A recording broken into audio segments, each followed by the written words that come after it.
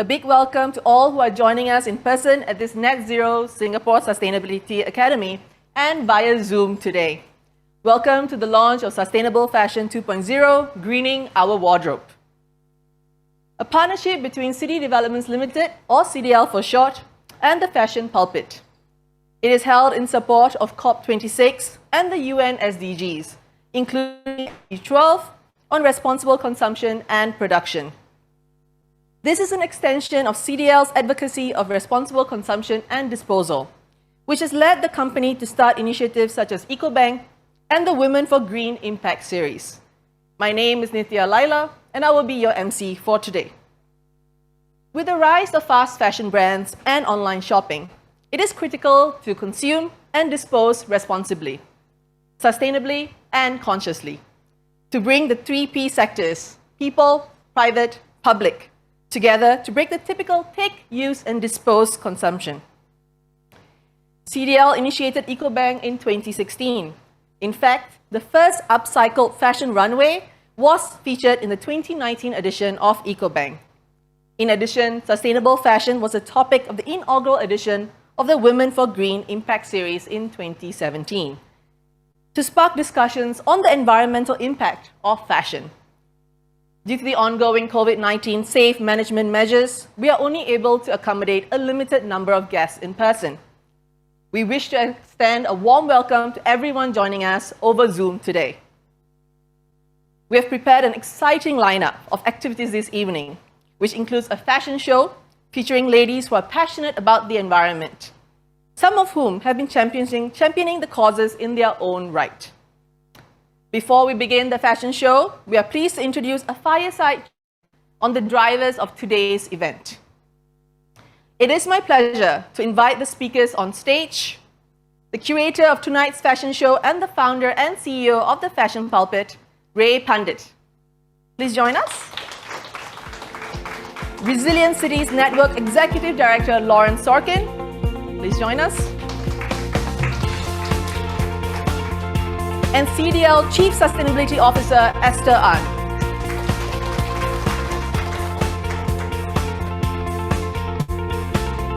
So I'm really delighted to have you guys all on stage today. Thank you for making this event happen.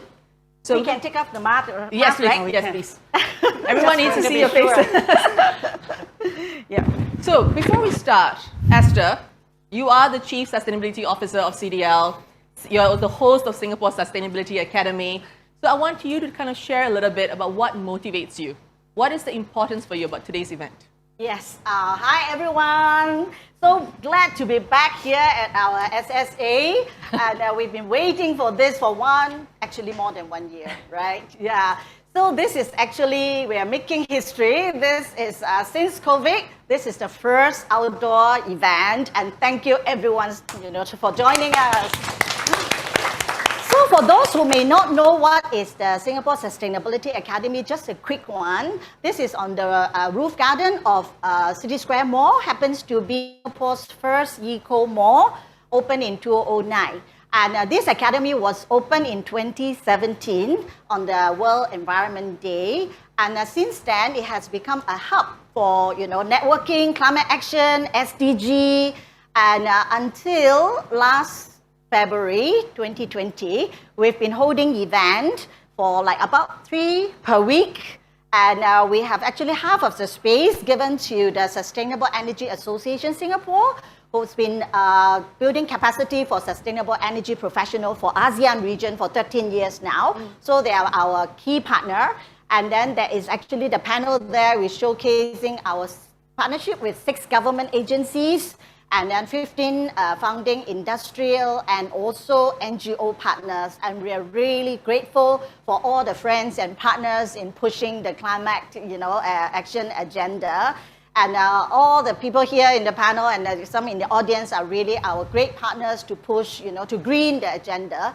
So some of you may be asking like, hey, you are selling property, why are you doing fashion, So I'm sure that everyone, you live, work, and play and entertain in a property. And you also own your own wardrobe. Everyone have like, clothes, shoes and all that. So these are very close to the heart of our lifestyle. And in fact, its essential needs. So what we feel is at CDL, we are not just building concrete infrastructure, we're also building a lifestyle. And that was also why sustainable fashion was our very first topic after we launched the Women for Green Network in 2017. And Ray has been a really good partners, in promoting sustainable fashion. So today, why we are here is basically to take stock of our wardrobe and the guilty party also. So we need to take stock of what we own and what we have, and most importantly is how do we, choose the fashion brand and read the labels on the production, and also how do we dispose it.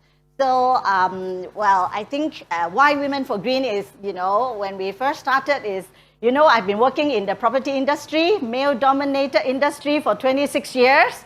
And when I started this in 2017, the only main reason is I want to engage, empower, and give women a platform and also stronger presence and voices in whatever worthy causes they believe in. So simple, yeah. So we just want to get together, have, drive meaningful purpose. And now I think I will pass to my partner in sustainable fashion to talk about, because Ray has been really a leading force in whether swapping clothes or sharing and all. So he has a lot of experience interfacing with consumers. So if you ask me, the level of green consumerism in Singapore can be a lot better. So over to you, partner. But before we get to Ray, Esther, I do want to ask you, right, you have great programming here at the Singapore Sustainability Academy, but you were recently also at COP26 in Glasgow. So I would like to ask, on a more international platform, where do you see trends going? Okay, the science is clear. Okay, I'm not a scientist, but I think we all need to contribute to the, the global goal of keeping global warming within 1.5 degree. And for CDL, we actually has pledged for net zero in February this year. Really tall orders, but we really need to work hard and whip ourselves from behind. Without setting goal and target, you really don't know where's your direction. Okay. And you also need it to, not just mitigation. You need to decarbonize. You need to, adapt. Adaptation is very important. Innovation, technology, very important. Whether it is building technology or cooling technology or even best practices. People spend 90% of their time indoor. So how we use your building, whether home, office, or even like hotels, F&B, all will have impact on the environment. And while Lauren was there also, we were busy for the whole 2 weeks running around, and I am more on the built environment side, and she's on the resilient cities. So, but what we saw is like whether it is outside the Scottish Exhibition Centre or inside, we have seen a lot of voices and presence of people.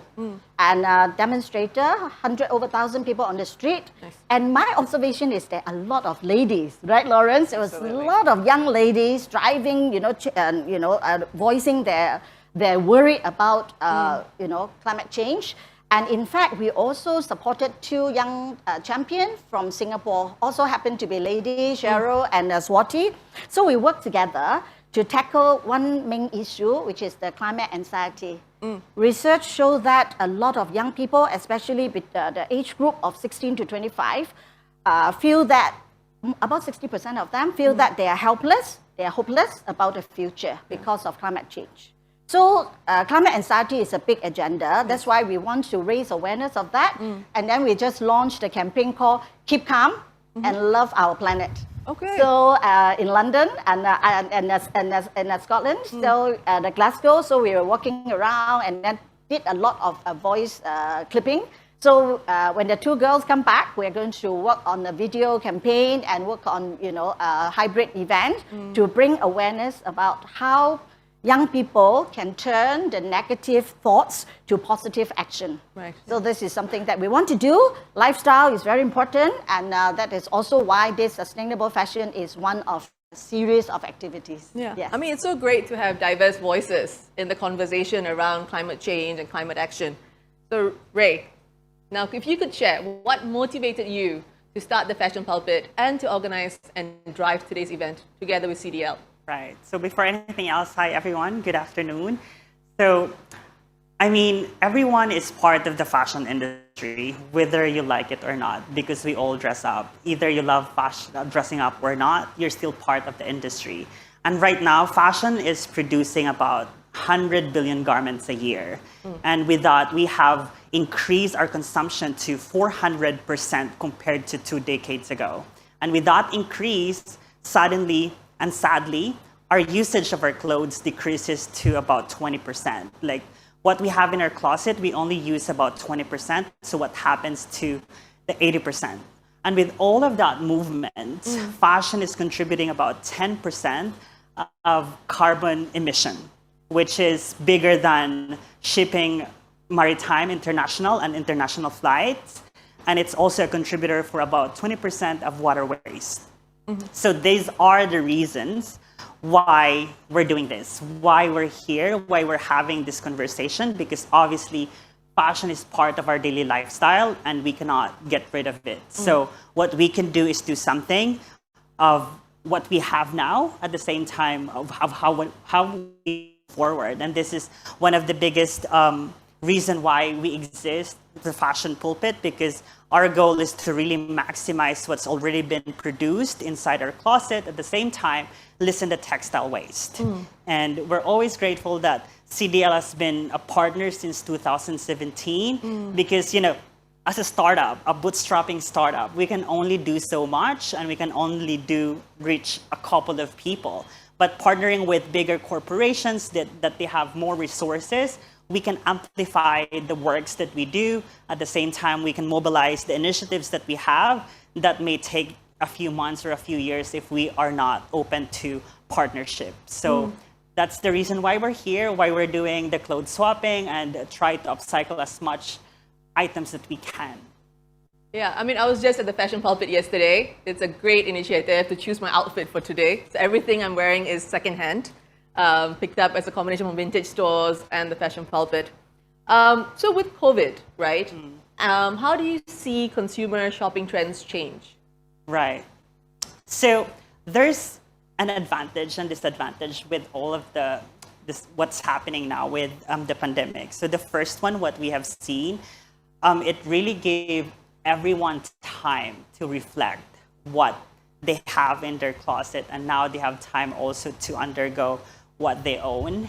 At the same time, because it's pandemic, everyone went to online shopping. And that has been like the trend that is going on. But at the same time, everyone is becoming aware that we need to do something with the fashion industry and act on it.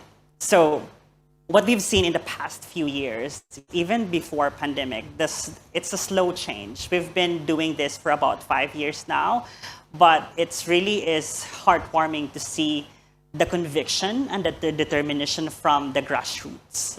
So there's two big areas where we see where change is coming from. So there's like a big thing with mindset, like change of mindset of how we see fashion.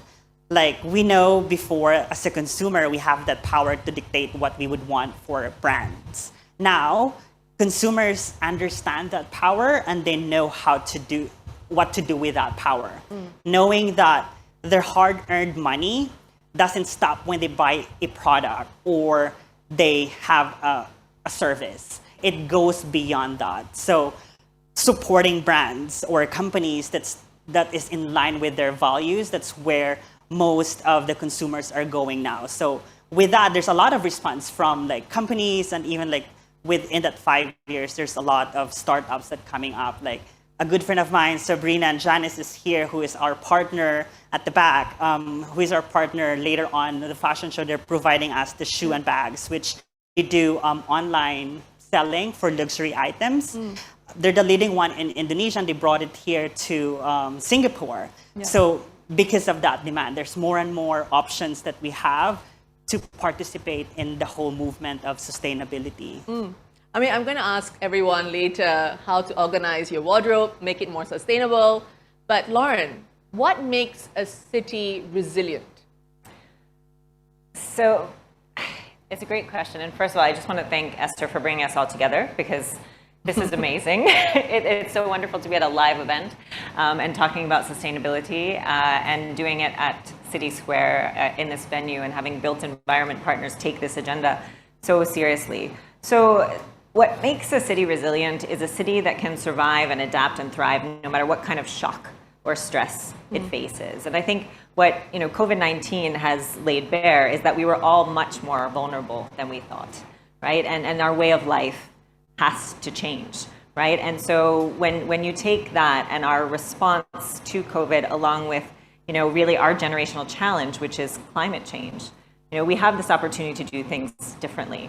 And so with Resilient Cities Network, the reason we work with 100 over cities in 40 over countries is to strengthen them in the face of uncertainty, right? And so that's the work that we have to do. And cities are really the scale where we can have a lot of impact. Cities concentrate our risk, and they also concentrate our opportunity to change, right? Over 50% of us live in cities, right? When the drain busts, or when we're having a problem with our neighborhood, we don't call the national government, we call the city council, right? We call the mayor.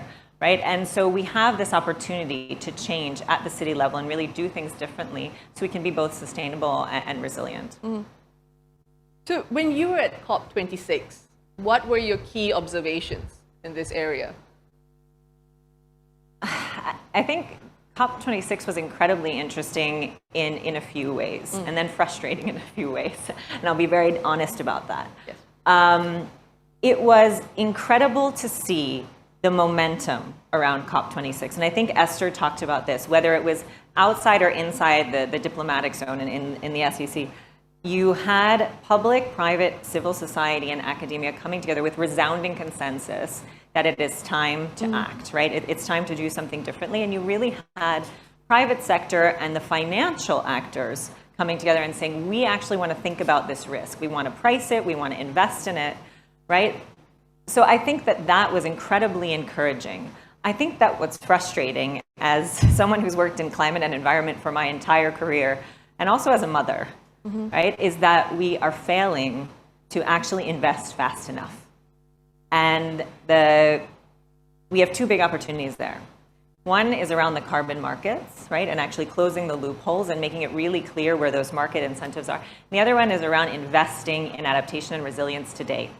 We actually have to invest in strengthening our systems and protecting vulnerable communities. And for those who follow the issues very closely, there's $100 billion that the world needs to pledge for our most vulnerable. And we keep missing that pledge. Yet we have mobilized trillions of dollars for COVID recovery. So that was an issue that was more frustrating. But going back to what needs to happen next, I think a magic number is really 2022. We have already seen that there are pledges, there are forums, there are summits that are getting scheduled so that we can up our commitments. And I think that this momentum and this silo busting between public and private partners is really starting to happen in a way that's encouraging. And that's what you could feel at COP26. So you shared as well about being a mother, and you have two lovely daughters. They are ice skating, figure skating champions, and they were part of CDL's Youth for Climate ice skating segment, right? And they're going to be part of today's fashion show as well. I don't want to reveal too much, but it's going to be very exciting. Spoiler alert. Yes. So Lauren's two daughters are going to be walking the ramp later. But, when you hear of kind of climate anxiety among youth, right? And when you look at your own two daughters, what do you hope for youth in terms of the work that they do, where they can go, and how can cities support them to do this better? I think it's a great question. I mean, I think it starts with having the right leadership, right? And so a lot of the work that we do is actually investing in the training of existing leaders, right? Because it is our governments, our institutions that we have to make sure are strong and can create the enabling environment that's safe and actually rewards sustainable behavior. Right? When we put it out there that we want to invest in sustainable companies and we make incentives for those rather than incentivizing fossil fuels, we're going to create an environment where those sustainable enterprises can thrive. And then I think the other thing that we have to do is we have to keep communicating about it, and cities and actors like CDL and other companies need to to speak out about this. That is actually the work. It's not nice to have. Speaking out about it and taking people on your journey is the work, right? And so we have to speak up. We have to speak loudly. You don't have to be a bicycle riding vegan to take people on your journey, right? You actually have to tell people where you are and how you're doing it, and actually admit what you're struggling with too. And I think that showing that vulnerability in the city context, in the community context, is really important. And then empowering our youth. So, getting our kids involved. I see the ambassador's daughter is also here. I think it's wonderful when we have young people involved in these issues so that they can take this forward and help solve the problem. Could I also add something? Of course. Yeah. So I think for cities, actually, it's the buildings and also people that make up cities. Correct. So, and in fact, the built environment is represent about 40% of global greenhouse gas emission. Yeah. So we take pride in working in a sector that we can drive change. We can make a difference. And in my 26 years of experience, working in this industry, don't ask me what age did I start. I have learned that never say never. Yes. And I understand, I share the same thing, that there is actually, something, a lot of achievement like COP, but there are also some frustration. But I think it takes time. So while I'm no expert in Article 6 and all that, but I think carbon market and also private sector, financial sector, investor, bankers are all, stepping up. And my hope is with the private sector, the investment community, and money talks, and it can drive change. And whenever I have an opportunity to talk about, building sectors and all that, I always share that ASEAN, the emerging market, is where the growth potential is going to be. So when there is growth potential, I think investment will come, banks will come, and investors will come. So we don't really need to really rely on the government to take the lead, but of course we can all work together. So if I could just share this, like this particular, academy is also a great partnership between the public, private, and people sectors. And in fact, it was initiated by private sector first. Then government come in to really support, in full force, and we can get a lot of people building up a really big community. And as you can see, the sky is getting dark. You can see the light here is really magical. But just to assure you that we are all powered by renewable energy. And on the rooftop of this academy, we have 3,200 square feet of solar panels. And that make this building net zero from day one we operate. So don't worry about the light here, all energy LED, efficient LED light. And so I think we can all bring the force for change together. Yep. So businesses are going to be in the position to drive and accelerate change. And people like you, consumers, will be really the force for change, especially the younger generation. Yeah. Of course, but on a more personal note, you guys you go from boardroom to, events from all different places.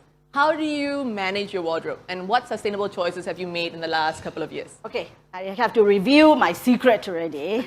Okay, I have to admit that I do have a large wardrobe built up over the years. I have one session is a session of hope. Like those that I outgrown it, like the size 4 and all that, it's like one day I'll be in this. And I have 2 daughters also. And I have one daughter who always take over my size 4 and all those. And, this dress is 10 years old. I managed to fit in, after COP because a lot of walking. And then I have the current one, which is like, this one, the hope is to like reduce the size. This is the one that I have to work hard to work into it. And then during COVID, I also learned to shop and upcycle within my own wardrobe. Nice. Because sometimes you don't even know that, I have this bag. My goodness, I haven't used it for a long time. Yeah. So I think this is something that I've been doing. And this is the first time I came back from a trip without buying anything. Wow. Except for a bottle of whiskey. So when you're in Scotland, you have to buy whiskey, right? So I think everyone can change. Even, shopping, a queen also can change and to be more selective. But one thing I'm proud of is I never throw away any of my clothes and shoes. I always give it away or to share on our EcoBank is where we are really, using a best platform to donate and then sell it for charity. Yeah, so, my little secret is out. Amazing. I think there's a lot of elements that we can all follow. So Ray and Lauren, do you guys have little tips? You probably have a lot of tips. I mean, for me, I've already, like 5 years ago, committed to have a capsule wardrobe. So what you will see me in this clothes is what I wear every day. So I've already settled with a uniform, so I don't have to think of what to wear in the morning. I know it's not gonna be for everyone, but for my lifestyle and the work that I do, I am proud to do it. So it's really about being intentional. I would say, if I'm gonna give a piece of an advice, it's really being intentional of what you're inviting to your wardrobe, not just for the sake of trends, discounts, and impulse buying. So it's really being intentional of where you want to wear it and how you're gonna piece it together with what you already own. And Lauren, I'm guessing as a mother of 2 girls as well, right? There must be a lot of kind of changes you have to make with how you source for kids' clothing.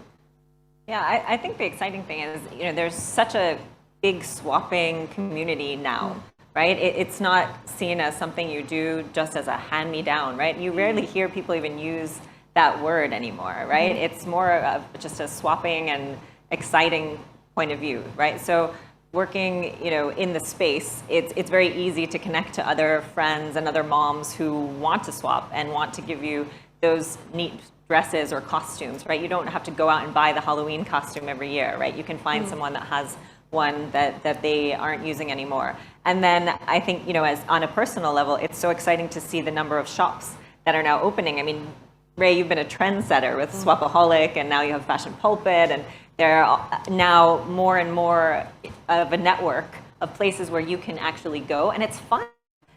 This dress is not mine originally. It was someone else's. I'm glad that they didn't want it anymore because I love it, and I found it at Swapaholic, I guess, 6 months ago. So I think we have these ways now where we can kind of make a pledge that we don't want to buy any new, or we don't want to buy a lot of new, right? We want to be really intentional. We want to find ways to swap, and we can do that for our age and for our children. 100%. So thank you so much for sharing. We would love for you to go back to your seats and enjoy the rest of the program. Thank you. Thank you.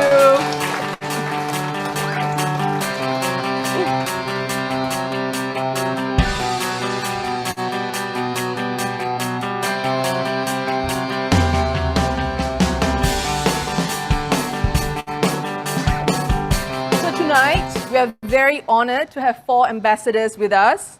We would love for them to come on stage and share a little bit about fashion sustainability initiatives in their home countries. May I invite the 4 ambassadors on stage, please? British High Commissioner to Singapore, Her Excellency Cara Owen. Ambassador of Denmark to Singapore and Brunei, Her Excellency Sandra Jensen-Landi. Ambassador of the Kingdom of the Netherlands, Her Excellency Margaret Bono. New Zealand High Commissioner to Singapore, Her Excellency Joe Tyndall. Wonderful again, I'm back again, yeah. And you see on stage, these are the women, the power of women, change maker. And thank you so much, the excellencies, for sparing time on a Saturday evening. And thank you so much. And I'm sure that, you come from countries that are very advanced in your sustainability best practices and also green consumerism, and especially recycling and all. We are all very proud of Singapore's achievement as a clean and green city, but I think for the level of green consumerism, we can do a little bit better. So we hope to hear from, example of your country, and let us all learn and, do better, globally. And first one, maybe we can have, High Commissioner Cara to share with us the best practices among the British consumers. Thank you so much. Absolutely delighted to be here, and I could not be more pleased than to be here on the stage with you, Esther, but also with these 3 other fabulous women who I'm sure are going to share really interesting insights too. So I guess I wanted to say 3 things. Number 1, about high fashion in the UK. The British fashion industry is one of our kind of biggest sectors. We're really proud of it. So what are we doing there? Secondly, is about what is happening at a kind of community level. And third is about me, myself. So in the first area, high fashion, there are some brands in the UK which are really well known. For example, Burberry, which is already reduced by 92% in the last decade its own carbon footprint and is driving to be carbon positive. You have people like Stella McCartney, who's campaigned for years against things like fur and leather, who is working at the moment to develop something called Milo, which is a leather substitute that is made from mushrooms. We also have high fashion labels, haute couture labels, that absolutely take their cue from vintage and from recycling of fashion. And I think all of that makes me really proud. It's not right across the industry at all, but if you look at our educational establishments in fashion, there is a sustainability education that is going through everything that students coming up through fashion are learning. So that's on the sort of top level. On the second level, one of the things I absolutely love about fashion in the UK is that it's so diverse. So if you're walking down the street in London, you don't see people that are wearing a uniform all in the latest trends. You see people wearing, I mean, just the most amazing creations, and vintage and recycling is a massive part of what they do. They see something that they love that is old, and then they put it with something different or new, and they really, really rock it. And so thrifting is something that my kids absolutely love to do. Every high street in the UK, there is a lot of thrifting shops, and you can see that happening. Myself, I think all of us can do better, right? I think one of the advantages that I've got is that I'm a little bit mean. So I'm not spending tons of money on loads of stuff. So you will not find me every day walking down to the door and getting new fashion coming in. I just don't do that. I've even got in my wardrobe things that my mother gave me that are probably about 40 years old, which I'll find a way to use. I've been experimenting with renting some of the clothes instead of going out and buying everything new. So what I'm wearing today is a kind of ex-rental that I rented a couple of times because I liked it, and then I thought, actually, I'm going to buy it. So I think we can all do things like that, but of course, none of us are perfect. And if you're looking, the step that you talked about, Esther, which is going beyond, you know, am I feeling virtuous because I've recycled this thing and I've worn it loads of times, to kind of actually what was it made from in the first place? And if I am going to buy something new, I really need to know, where do the fibers come from? You know, how has it been made? Think about the E, the S, and the G. So I think there are some things that we do well in the UK, but there are also things that we can continue to drive for. Wonderful. Thank you so much. Well, we can all look chic and fashionable with something that, you know, from the old fashion. Anyway, fashion cycle seems to go round and round, right? Yes. Okay, Mia, you know, now, Excellency, Sandra, the mic, stage is yours. Yes, thank you so much, and thank you for welcoming me today and in this fabulous company. It's very, very nice and in a beautiful setting. And I have to say, this was one of these events when I told my family about it. My daughter, who's sitting down here, was saying, "Oh, can I come? That sounds so exciting." So thank you for that. I like the headlines that you were using, Cara. So I'm gonna go with those as well. So first, what is happening in Denmark from the producers' side? We have quite a few fashion producers as well. Quite a lot in the mid-section, price-wise. One of the big companies is called Bestseller, and they have a range of brands that are somehow mid-level. And what we see there is they've been on a sustainability journey really for 20 plus years, but it started more, we didn't talk about sustainability, we talked more about social labor conditions. They were looking into salaries, then they started looking at chemicals, they went to organic cotton, then they realized, okay, that actually costs a lot of water. So that is not the easiest journey to go. So that has a lot of other sustainability challenges. So now they're looking at how can we upcycle materials, how can we do a recycled polyester, for example, is really big material coming in. So there's a lot of new ways. You were talking about mushroom-based leather, for example. These types of new materials we didn't think about before are also really picking up. Tons of small fashion designers are very paying a lot of attention to how can they that whole cycle is sustainable, from how we treat the people actually in the factories, and what sort of materials, what sort of chemicals, what can you avoid, So it's a big journey. It's not just about environmental impact. It's definitely also about the social impact. So and for the young people in Denmark, it's really exciting to see how they are really changing consumer behavior. I would actually say, particularly the teenagers are the main driving force right now, but also the people in the early 20s, and they are just not buying new. It's a very strong movement of not buying new clothes. And I wish I could say that I haven't done that, but that is really not what my generation stands for. So it's very inspiring. Thrift shopping is enormous. You have all these shops where people can resell their clothes. So if you have some very nice stuff that you don't want to hand over to somebody else to sell on, you actually just commission it to a shop and they will sell it for you, and you sort of break how much you earn from it. And that is just it's a big movement. And I come personally from a family of, my mother was very much into, she was probably ahead of her time into recycling and into making sure you made most of it, right? And this dress I'm wearing today was one she bought in 1980. So I think that So I'm really trying to live up to the examples she said, which is buy less, buy better material, make sure it has the longest life possible. Yeah. Well, thank you so much. Over to you, Ambassador Wono. You've been in our academy a few times.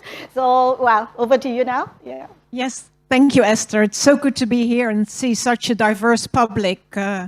Young people, male, female, and I think this is what I like, and also about fashion.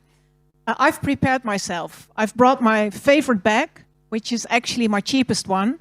I do still own some very expensive designer bags. I couldn't hesitate a couple of years ago.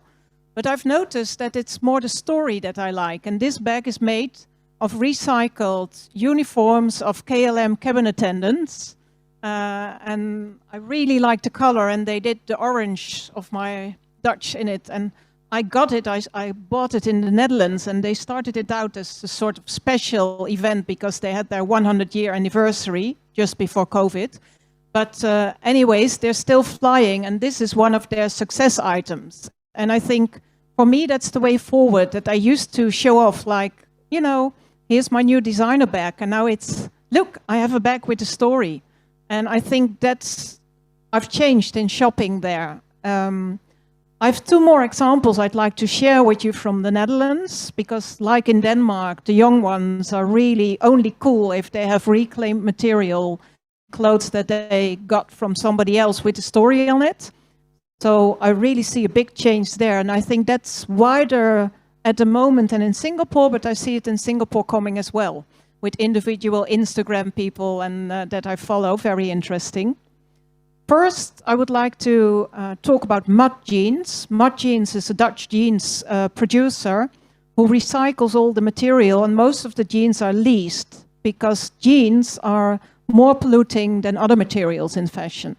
So what you do, you send back your jeans when you don't like it anymore, you get a discount for the next one, they reclaim your jeans and use it for the next one, also with some organic cotton added, but it's a sort of central loop. And I've seen in the Netherlands that is one of the coolest jeans to have now. And you can also rent them for $10 Sing a month.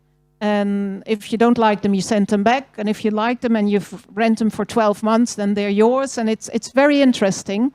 So I'm going to get my new jeans there. It's only in Japan at the moment in Asia, but it's coming everywhere. And it's a new way also where people share their jeans and their stories.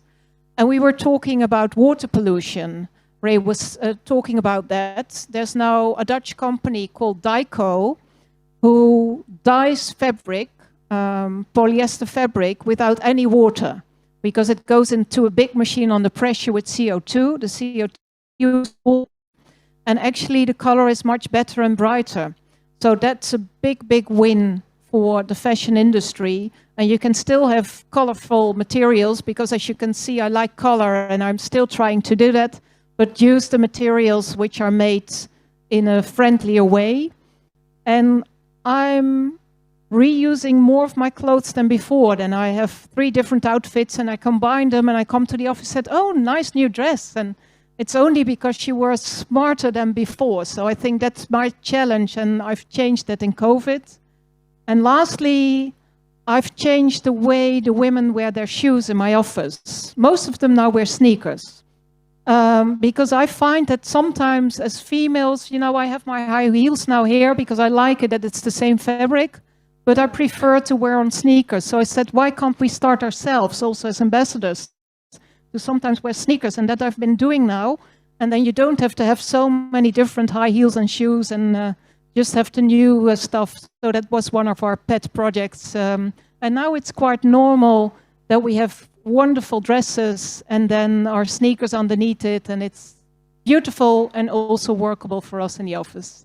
Thank you. Sounds really great. Yeah. Okay. Hi, Commissioner Joe. You look really glamorous. Yes. There's a story behind this, right? I'm going to stand, the title of my speech is Confessions of a Fashion Junkie. So I'm a great believer in sustainability, but in terms of fashion, Esther, I really relate to your confession that your wardrobe is full. So mine's bursting at the seams. My saving grace, I think, is that none of it is fast fashion. It is slow fashion in the biggest possible way. I thought I had the record tonight by what I was wearing. Sandra has stolen it from me, but I wanted to explain. So first of all, this jacket predates the birth of my now 31-year-old son. So I'm unfortunate, I have no daughters. So I don't even have that opportunity for them to come in and beg, borrow, steal, or be donated my clothes. 2 boys, so none of them are particularly interested. But this jacket is by a New Zealand designer, a wonderful woman called Annie Bonza. And her signature was these doodle, so-called braiding that is on it. My husband, this is before, found it at an Auckland store, her Auckland boutique, and brought it to where I was living in.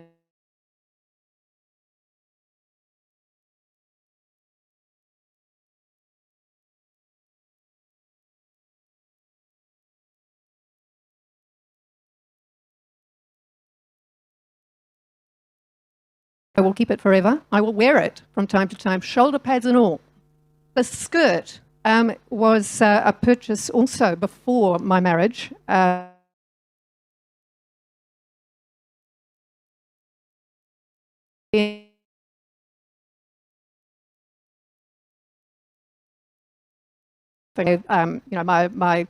boyfriend, later husband, he had to walk out of the shop. He couldn't bear to see how much I was spending on it.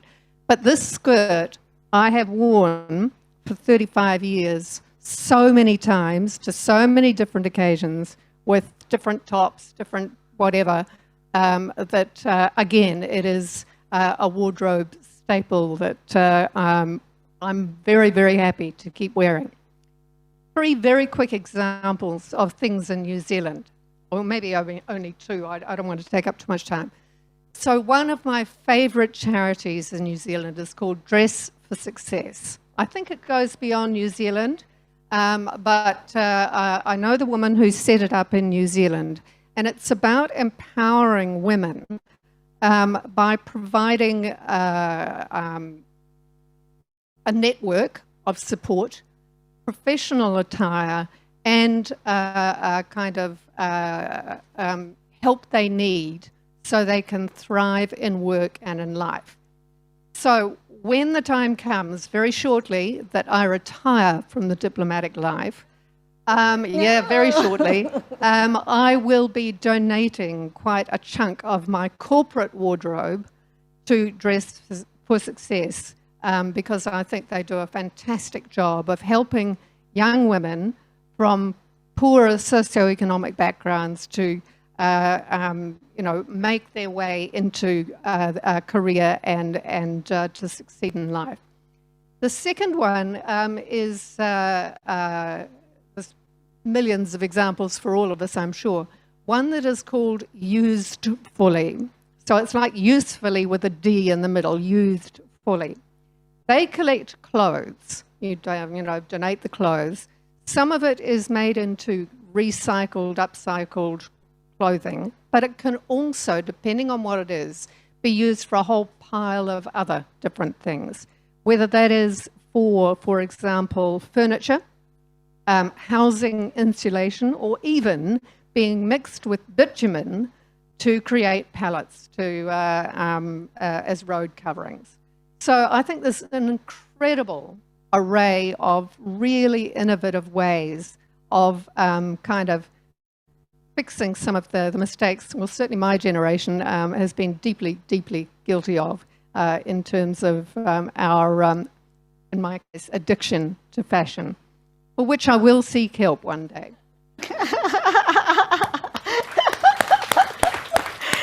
Thank you for giving me hope that I can wear something that's 30 years ago. I'm not so sure about that. I will work really hard and eat less chocolate and ice cream. Yeah, actually, when you talk about fashion, we also need to look at the social side of, perspective. And I understand that fashion industry account for $2.5 trillion US, for the economy, and also hire 75 million people worldwide. So how do we make that transition that will not really, break the rice bowl of a lot of, workers that associate with fashion? And in fact, apart from mitigation, we also look at adaptation, how innovative we are. And in fact, in the audience, I have someone who is my favorite social enterprise, actually. Her name is JJ. Can I borrow your bag, please, JJ? Yeah, and she is our Singaporean fashion designer, and her brand is actually Re-. You can check it out, Google it. And this beautiful bag is actually, the material is made from cassette tape, right? Come, yeah. It's from cassette tape. That some of you may be too young to know what is cassette tape, but it is something like to play music. And this young lady created this copyright for music cloth. Yes. So it is a wonderful enterprise that, and actually I'm a really great supporter. And she has actually a shopping bag, and the clutch bag is beautiful. Can I share with the ambassadors? Yes. I think Ambassador Wono, you saw that. I carry it at the Eco Business event. So it is beautiful. So check it out. Right? Correct? Yeah. And then check it out. It's really beautiful bags and all. And also support our, young entrepreneur. Do good for the environment as well. So we still have about 6 minutes left. Can I do a lightning round? So what will be your wish, for consumers for the next, and improve on their recycling or upcycling in your country or in Singapore? Yeah, starting with you, Excellency. Yeah. So I think it would really help if it became, just as we have got more and more information about things like the food that we're eating, where you have labeling and you have an idea that you can pick up as a consumer and make a decision very quickly. Am I happy with where all these products come from? Are those the kind of ethical choices I want to make? I think myself that in fashion, that is still too difficult. So it'd be wonderful if over a period of the next period of time, you could make it much easier for consumers to work out exactly what they were buying so that they can make the choices that they have already decided on inside. Yes, to make the informed decision when we consume. Yes, Ambassador Sandra? Yeah. I completely agree with that, because often when we see something's very cheap, we know that that's probably too cheap. So we can be critical on that, but we don't always know that when we pay much more, are we then paying for something very sustainable? So that I completely agree with. Some sort of a mark would be very helpful. And then I think just let's use the stuff we have more and buy less. It's like organic food, right? So we have organic label for fashion. That will be a really good guide for consumers, right? Yes. Ambassador Wono? Thank you, Esther. What I wish for is that the coolest kids in the school are the ones with the recycled clothes. and that the coolest ambassadors are the ones with the recycled clothes. And I think if it's going to be cool, then it will be a hype, and it really will be a new pattern for the industry. 30 years old clothes. You are my inspiration. I hope I can fit into my size 4 one day. Yeah. I was going to suggest, Marguerite, shall we swap clothes? I think, there's some basic stuff. The ideas are all really good. But two things, buy thoughtfully and carefully, not just because it's the latest, greatest, thing I'm going to wear this year and chuck out next year. So think about things that you are buying that are going to have longevity. And the second thing I would say, coming from a country, but like the Netherlands, with lots of natural products, buy organic, natural fabric rather than synthetic or man-made products where you can, on the basis that, generally speaking, the carbon footprint, if you like, is and the impact on the environment is less. Yeah, I think circularity is also the way forward, and we already have seen recyclable shopping bags and fashions that made, from PET, the waste water bottles. So I think, let's be innovative, creative, and also sustainable in the way we consume, we procure, and as consumers, you have the power to drive change. And with that, we're a little bit early, so but are the fashion models ready?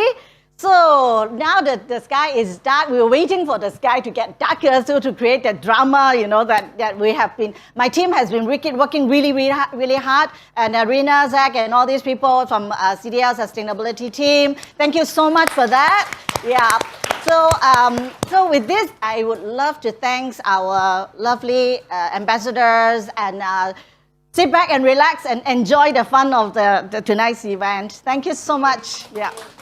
Thank you so much, ambassadors and Esther, for that fabulous sharing. It was so personal and insightful. I think one of the key takeaways we got is to stay the same size, right? For sustainable fashion. So consume sustainably in food, in wellness, in everything. So now, ladies and gentlemen, are you ready for some color and fun?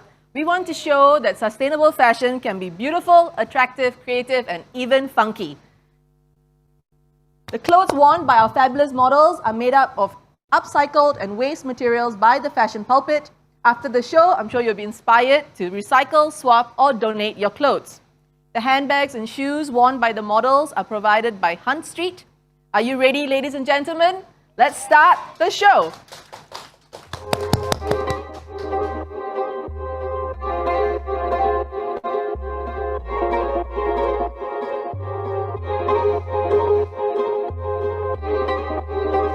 First up, let's put our hands together for Lizzie.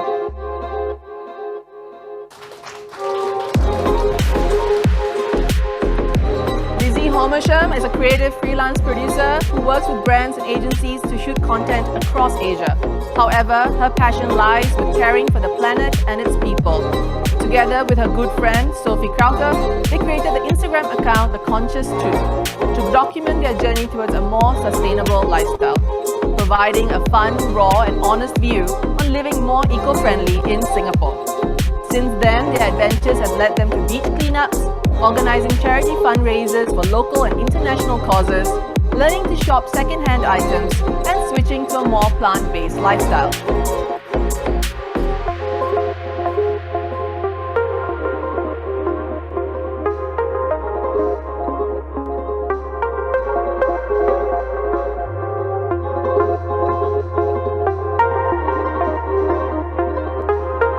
This whole outfit is upcycled and second-hand vintage.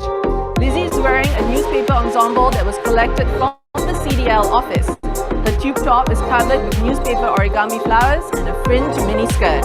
and the base of both is from a waist curtain collected 6 years ago.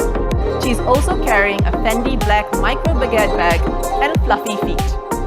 I mean, the bag is very interesting looking, you have to admit. What do you fit in there?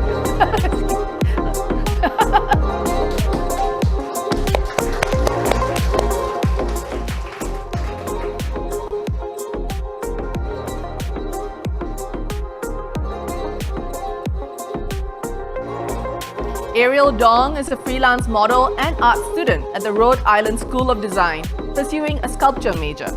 A sustainability advocate, Ariel's back in Singapore for an exchange semester at Yale NUS. Many of her artistic themes revolve around gender equality. In 2017, she received a Gold Award in the Unestablished Art category in the UOB Southeast Asian Painting of the Year competition.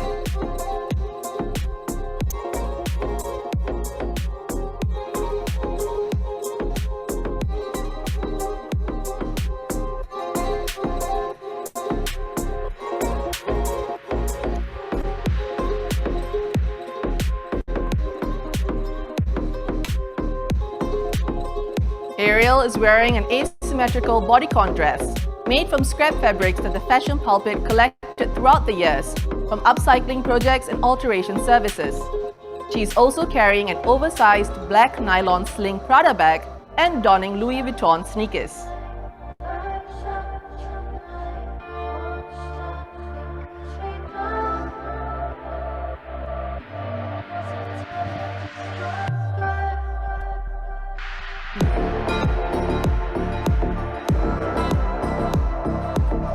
Samara Yo is a Chinese, Jewish, Singaporean American who was born in New Jersey and grew up in Hanoi, Vietnam and New York before moving to Singapore 5 years ago. She's now schooling at CHIJ Kellogg, where she just finished primary 4. She loves traveling, has a keen interest in the arts and humanities, and is also Singapore Girls Under 10 preliminary figure skating champion.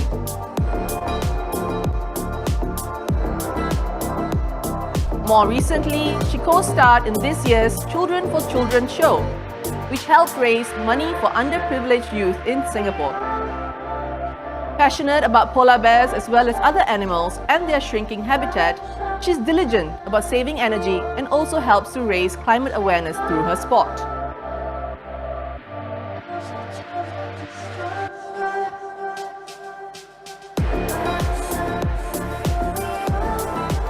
Samara is wearing a tie-dye skirt from 3 old t-shirts and an upcycled oversized denim jacket with fabric patches formed as a fan. She's wearing her own shoes and white shirt.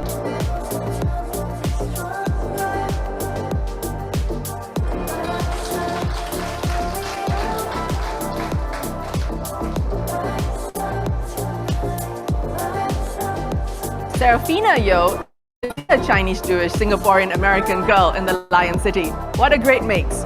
She was born in Bangkok and spent her first years in New York before moving to Singapore with her family 5 years ago. Like her sister Samara, she studies at CHIJ Kellogg and just finished primary 1. She loves all kinds of food, gymnastics and ballet, is fiercely competitive and has a ridiculous sense of humor.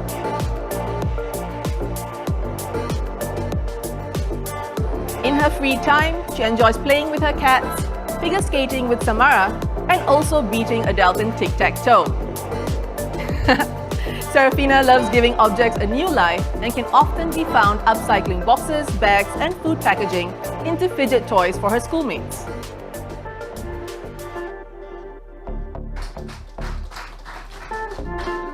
Serafina is wearing the same skirt as Samara, comprising the other half of the old tie-dyed shirt, and a tie-dyed denim vest top made from old denim pants. She's wearing her own shirt and shoes.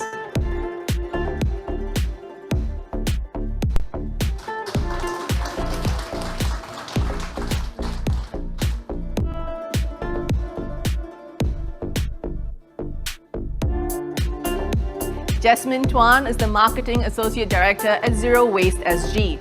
She's passionate about sustainability and living a conscious lifestyle. More so after she met a zero waste NGO while living and working in Malaysia. where she learned about the 5R sequence to sustainable living. Refuse, reduce, reuse, recycle, and rot. I'm guessing that's fermentation. In 2018, Jasmine made a radical change to her lifestyle and consumption habits, particularly on fast fashion. In 2020, she co-founded Kloop with a mission to reduce fashion overconsumption and waste in Singapore.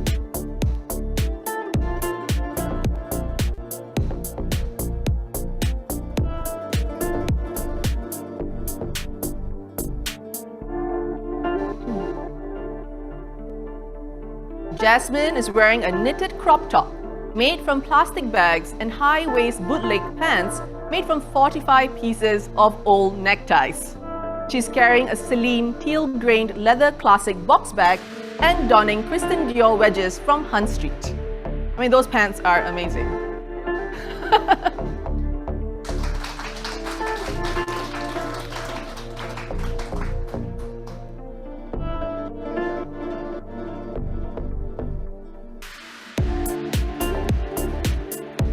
Kay Hana is a fashion lecturer who believes that the future of fashion starts in the classroom. An advocate for the environment, she spreads awareness on the detrimental environmental impacts of fashion. In her practice, she brings hands-on experience to broaden the perspectives of the next generation of fashion designers.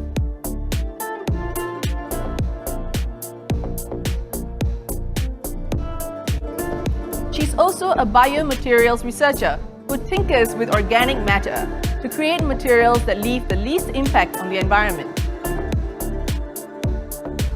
Primarily vegan leather out of SCOBY. That's how you make your kombucha.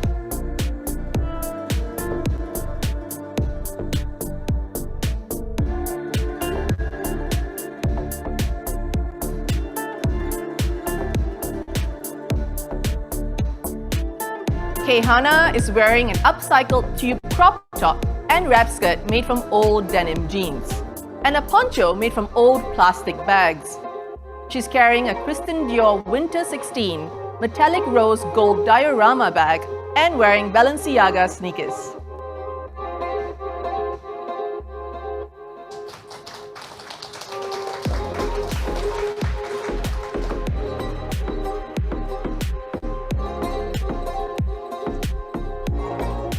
Nadia Kishlan is a producer at Rooted, the world's first urban farming learning platform, a video presenter, host, and model based in Singapore. As a passionate advocate for living consciously, Nadia actively promotes leading an eco-friendly lifestyle, supporting sustainable brands and adopting mindful ways of living through her Instagram Skinny Cat Woman.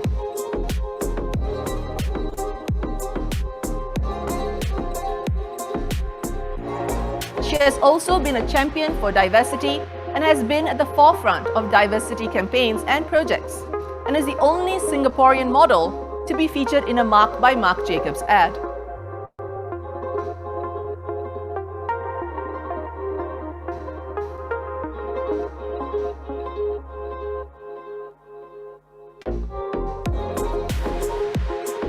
Nadia is wearing a straight-cut dress made from 60 pieces of waste plastic bags collected from the fashion pulpit community. Did you know that around 50% of clothing is made from plastic, and up to 700,000 fibers can come off synthetic clothes in a typical wash? If the fashion industry continues as it is, between the years 2015 and 2050, 22 million tons of microfibers will enter our oceans. Nadia is carrying a Roger Vivier Mustard Tress Vivier dual buckle bag and wearing white Alexander McQueen sneakers.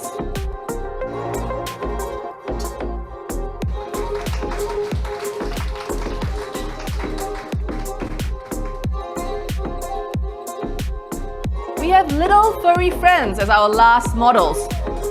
Thumper, an adorable 6-year-old Maltipoo, is wearing a tutu made up of an old wedding dress. Doesn't he look dapper? So Thumper is the little black Maltipoo. Yeah. He's wearing beside his best friend Shaggy a 6-year-old cavoodle. He's wearing a scarf made from an old scarf. Thumper and Shaggy's outfits go to show that our pets can also take part in sustainable fashion. Now, let's welcome the models back on stage. Look at their amazing outfits. Don't they look chic and stunning? We hope these outfits will encourage you to think deeper about your shopping habits and work to reduce your environmental impact where and when you can. I mean, you can see NTUC on Nadia's dress, I think. Right? In the front. Amazing.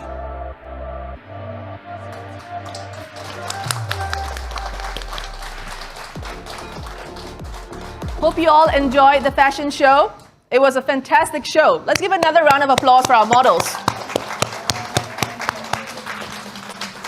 We're going to move to the next part of the program.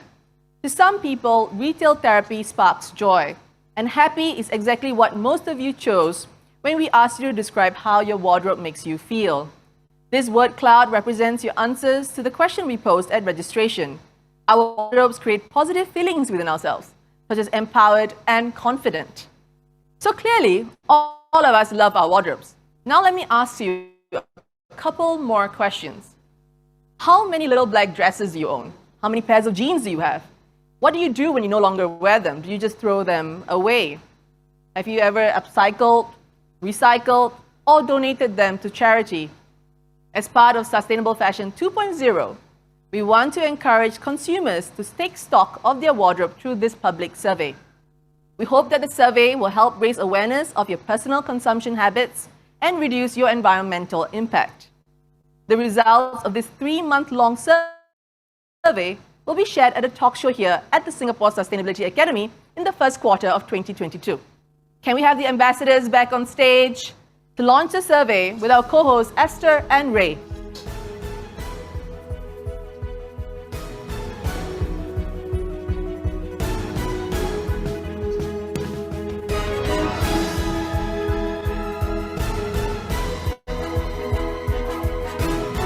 We have a fantastic new way of ribbon cutting.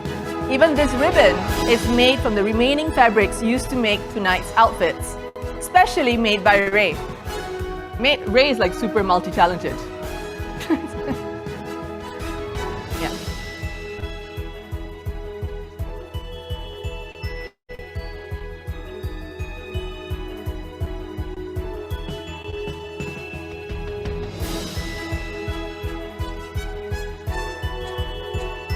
Ambassadors, Esther and Ray, let's launch the survey by cutting this ribbon. On the count of 5, is everyone ready for the Sustainable Fashion 2.0 survey? On the count of 5, 4, 3, 2, 1. The survey is now launched. Let's take a group photo to commemorate this occasion. For those joining us virtually, switch on your videos, please. We are going to be doing some virtual screen grabs. Everyone on stage, smile for the cameras.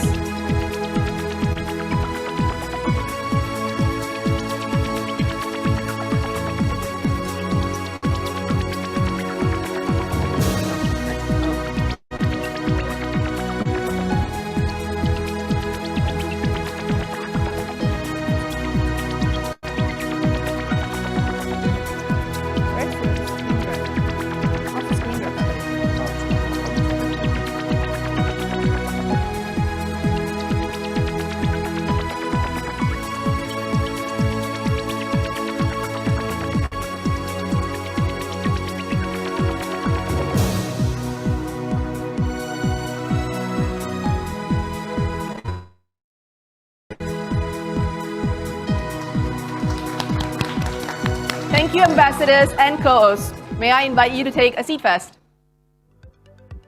With that, we have come to the end of the event. Thank you everyone who has joined us in person and online.